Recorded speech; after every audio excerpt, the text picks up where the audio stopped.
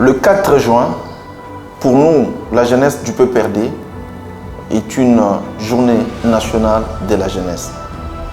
Une journée nationale de la jeunesse, pourquoi? Parce qu'il s'agit du jour où est né un jeune qui est resté un modèle pour nous, qui est resté un guide, qui s'appelle Joseph Kabila. Pourquoi nous le disons? Parce que nous gardons de très bons souvenirs du président Joseph Kabila. Le président Joseph Kabila, lorsqu'il arrive au pouvoir, il n'avait que 29 ans. Il était jeune. Et il a sacrifié pratiquement plus de 20 ans. C'est-à-dire qu'il a sacrifié sa jeunesse pour le parti. Ce qui veut dire que lorsque le président Joseph Kabila prend le pouvoir en 2001, au mois de janvier, il avait promis de réunifier le pays. Souvenez-vous de la formule 1+4 qui n'a jamais existé au monde. Le président Joseph Kabila a relancé les activités économiques en renouant avec la communauté financière internationale.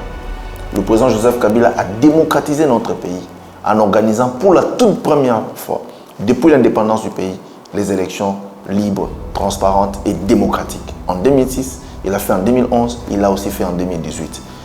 Le président Joseph Kabila, grâce à son sens d'ouverture, grâce à l'amour qu'il a pour le pays et l'attachement qu'il a pour la République démocratique du Congo, il a non seulement organisé les élections, mais grâce à lui, on a amélioré le climat des affaires.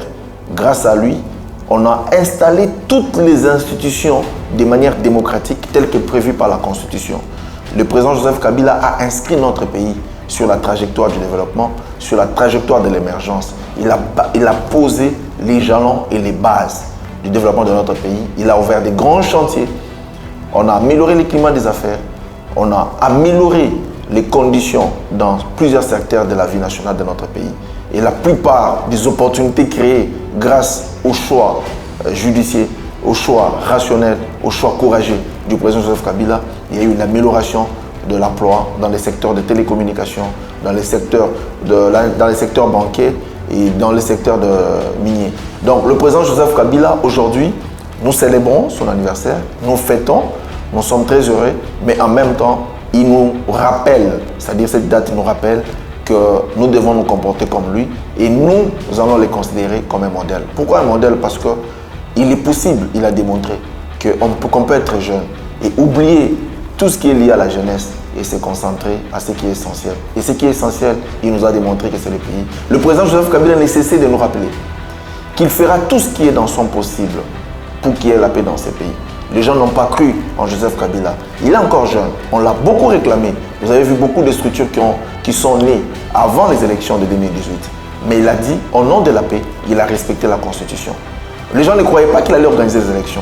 Joseph Kabila a organisé les élections. Pour la première fois dans l'histoire du pays, on a organisé des élections démocratiques. Quelqu'un qui était de l'opposition pendant plus de 32 ans, il a pris le pouvoir et le président Joseph Kabila a organisé une passation civilisée des pouvoirs. Donc, nous pensons que le président Joseph Kabila reste une référence.